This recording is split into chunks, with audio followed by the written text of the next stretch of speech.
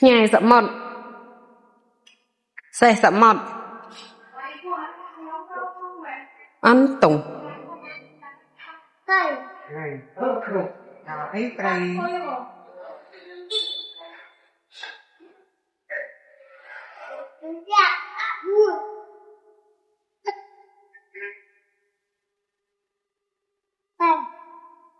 Này.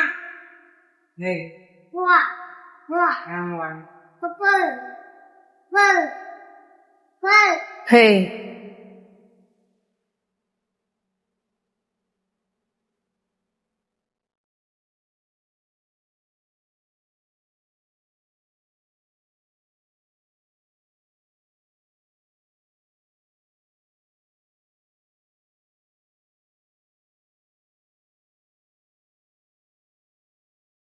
Bị nhầm ăn ơi.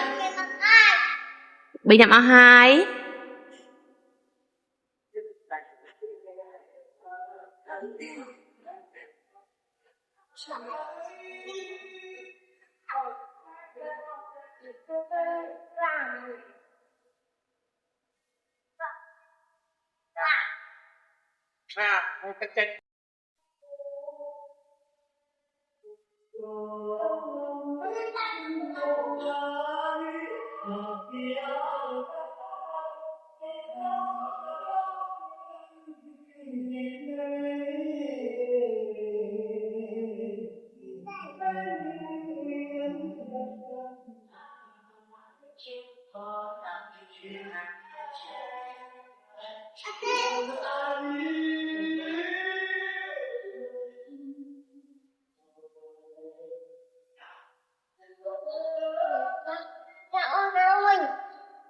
Ôm mà hai.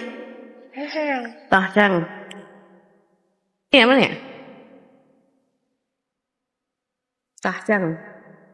Dạ không.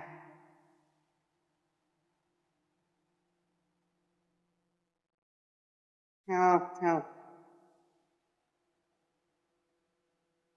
Anh tuồng xế mặc rù. Mà spek tâm điệp liêm ai. Con sao mẹ hay thay. Không. Mơ. Đấy là con. Con sao mẹ hiệt chăng. Mà lưu spek. Spek liêm ai. Dạ. Chà con. Ôi. Tỏ. Nào.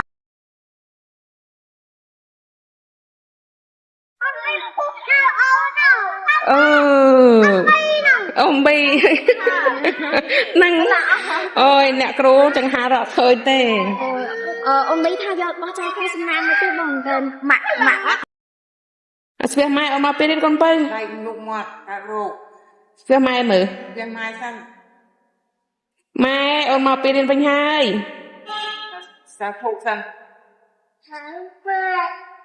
Ông mà bên